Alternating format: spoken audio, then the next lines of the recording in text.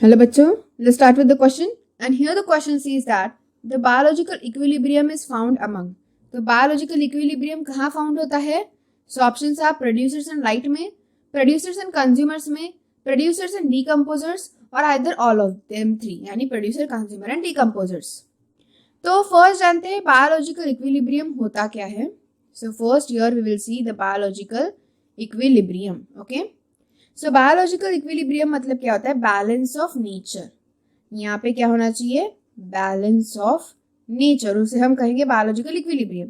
यानी कि इकोसिस्टम में जो भी फंक्शनल बैलेंस है उसको मेंटेन करके रखना बिटवीन वेरियस कंपोनेंट्स, यानी बहुत से कंपोनेंट्स के बीच में, वेरियस कंपोनेंट्स के बीच में क्या होगा? यहाँ पे वेरियस कंपोनेंट्स के बीच में क्या होगा? इक्विलिब्रियम होगा.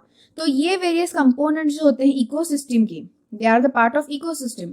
ऑब्वियसली ये जो कंपोनेंट्स होंगे वो कौन होंगे? इकोसिस्टम के ही कंपोनेंट्स होंगे, इकोसिस्टम का ही पार्ट होंगे.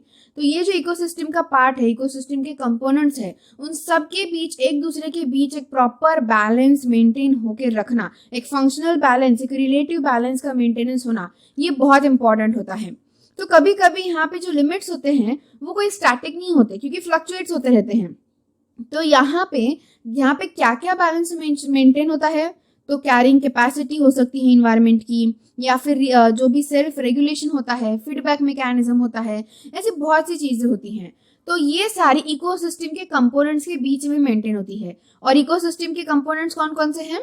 इकोसिस्टम के कंपोनेंट्स प्रोड्यूसर्स भी होंगे, कंज्यूमर्स भी होंगे एंड डीकम्पोजर्स भी है. तो इसीलिए ये प्रोड्यूसर, कंज्यूमर्स एंड डीकम्पोजर्स तीनों के बीच में क्या होगा?